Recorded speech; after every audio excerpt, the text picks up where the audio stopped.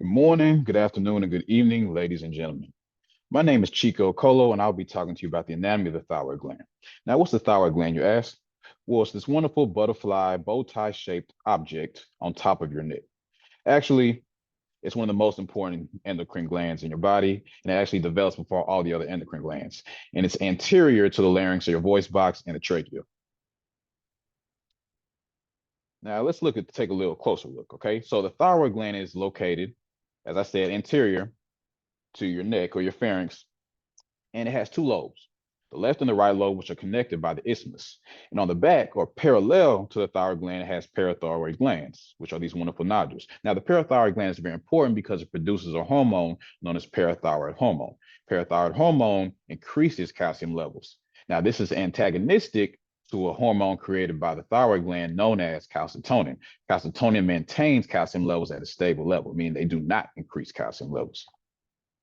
Okay, and we have a beautiful baby boy here during week 4 of gestation, and he's wearing the new style. These are called pharyngeal pouches. All the kids have them nowadays.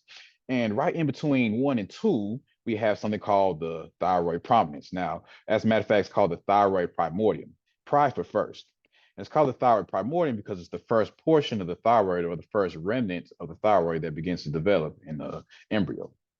And around week 4 or week 5, we have something called the thyroid diverticulum. Now, the thyroid diverticulum is an outgrowth from the thyroid primordial. And it begins to descend, and around week 7, it goes to the area where it'll be located in the adults, and that is the neck. Now, around week 10, this thyroid gland is developed enough to produce thyroid hormones. Now, thyroid hormones are important because they determine your basal metabolic rate. Your basal metabolic rate basically determines all the energy that you need in order to perform your most essential functions, such as respiration, heart rate, sweating, gastrointestinal motility, and all things of that nature. So you can imagine what happens if you don't have enough thyroid hormone or if you have too much. Now, I just want to take a look at this adult human here, okay? So we have the tongue, which is shown here because the thyroid diverticulum has an outgrowth of something else called the thyroglossal duct, glossa for tongue. So the thyroid is actually attached to the tongue during the embryonic stages, but it eventually detaches and leaves cysts behind in certain individuals. And it descends above the hyoid bone down to the neck region, where, as I said before, it becomes anterior to the larynx and the trachea. Now, I really want to focus on the cells because you understand the cells, then you understand exactly what the thyroid gland is and what it does. Okay, so the thyroid gland has cells called simple columnar or simple cuboidal, and right next to them, they have parafollicular cells. Now, para means next. Remember, anytime you hear the word para, just think parallel. So these parafollicular cells are called C cells because they produce the hormone calcitonin, which, as I said before, maintain stable calcium levels in the blood. Now let's look a little bit closer. And I want to give a shout out to BioRender. They're the ones who I use to make all these illustrations. And I made this wonderful cell here, which represents the cuboidal cell of the thyroid, also known as the thyroid site. Now, let's talk about a man named thyroglobulin, okay? I like to tell stories so my students can remember the information.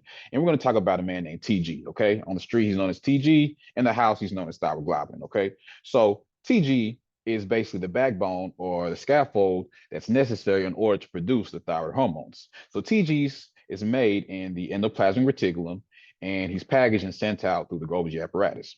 And he's chilling in the house one day, watching TV, relaxing. This girl walks in and says, TG, what are you doing? Here you are watching TV. You won't clean. You won't get a job. You need to get out of my house. So TG says, I don't need this. Girl, I'm leaving you. And so he leaves, and the process called exocytosis. He exits out the door. He doesn't want to have anything to do with her. And so he goes into the colloid where he plans to make some money. Now, money in the follicular world is known as iodine.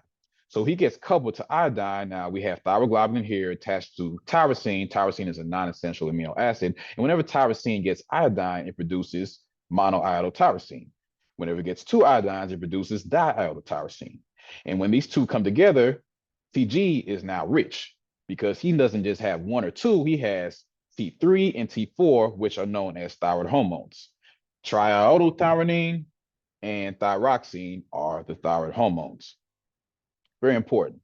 And now that he has money, TG's feeling confident, okay? So he's put his money together, he has his thyroid hormones, and he enters back into his house. And the girl, with her hand on her hip, says, what are you doing back here? I thought I told you not to come back here until you can get some money. And he pulls out his bling. He's like, wow, look what I got. Look what I got, girl. And he shows her his iodinated tyrosine, T3 and T4. And so they make up. She's like, oh, TG, I'm sorry. I was wrong about you. And they decide to go out. So they go out to eat. And who doesn't love a delicious meal of red blood cells? And so they're released into the blood where they elicit their effects by binding to their target organs because these are endocrine glands that secrete hormones. Okay, so if you're really smart, go ahead and go answer all these review questions. God bless and thank you for your time.